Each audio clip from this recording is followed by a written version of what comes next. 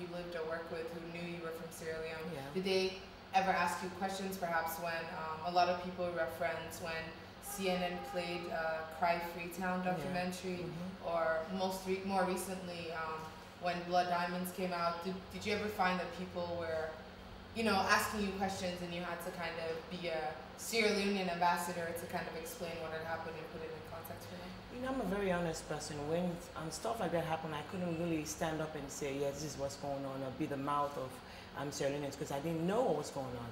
So basically, I was learning from the same avenues they were learning. Right. I was listening to the same news feed they were listening to, watching it from CNN the same way.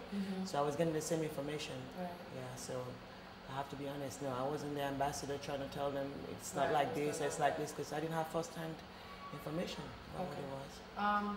So what was the process? Like when you guys finally decided in 2005 after the visit that we're going to try to move back to Sierra Leone, you know, what was the process? Like what happened? Did you just go home, go back to the States, sell all your property and come back?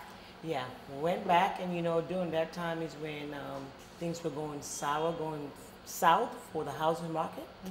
And I'm someone who listens to the news all the time. In fact, I'm an internet junkie. I'm glued to news all the time. So I was going to this blog that was being run by this gentleman that kept giving all this downside news of what was going to happen to the market. And I told my husband, I said, you know what, now's the time to sell and move and do stuff. So that's what we did. So we made a conscious effort. We sold, and then we moved south to Florida, where it's cheaper in terms of cost of living. And he was the sole winner at the time, and then I could be able to come back and forth, and we could afford to do it. So that's the way we went about it. Since you came back, what have been people's reactions to you as a returnee or somebody who's lived in diaspora? Do you feel like people are welcoming? You know, they accept you as a Sierra Leonean. Since you were gone for like over 20 years, do you feel like people treat you as kin, or they tend to treat you more like a foreigner? Initially, because I had some growing pains too, to understand what was going on. And I'm not going to fault them, because yes, when you do come, you have a whole lot of ideas and you have a whole way of thinking. What people don't realize is, yes, I left the shores of Freetown when I was 17 plus, but I spent 25 years on the other side, more years than I spent here. So most of the way I think and what I do is reflected on the culture that I've adapted over there. So when you come back, there's this, what is it, questioning thing that they have for you. It's like, you're not really one of us. Let's kind of size you up first. So I had a lot of that. In fact, my very first job when I came back, I got lucky. I got a job within 3 months when I came back. That was one of the problems I had with my colleagues, because I wanted things done a certain way. I wanted things done efficiently. I wanted done to task and that kind of stuff. And that's not non-existent here, but I found out where I was working wasn't there. So I had a lot of pushback on that. And it was really sad, because when you work with the junior employees, they were willing to adapt, to learn some of the things that I was going to try to teach them. But the colleagues were like, oh, this is a challenge for us. So that was hard. She's difficult. Yeah, very difficult. She thinks she knows it all. Or she is gets nahan. Yes, there you go. Gets nahan. Yeah.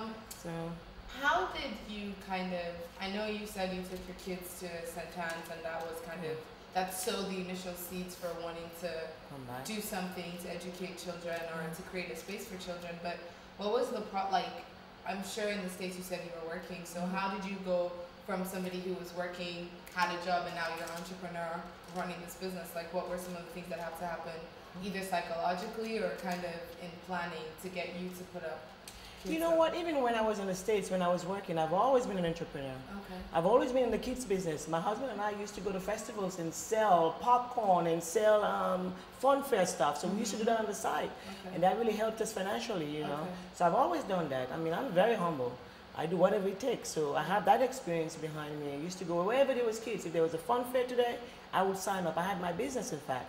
It was called Snowy's in the States. Yeah. Snowy's. Yeah, we sold ice cream and Hawaiian shaved ice. We did all of that. Cute. Yeah, so I've always done that, but not on this scale. Right. Not on this scale. Yeah. What have been people's initial reactions to Kids Zone? Like when they come, what are they saying? What's been the feedback? Very, very good. They're loving it. It's like, wow. When people do realize Unfortunately, when people do come in, they think it's owned by a foreigner or some other group other than the Sierra Leonean. And when they do find out it's a Sierra Leonean, they go, wow, you doing this? You came back to do this?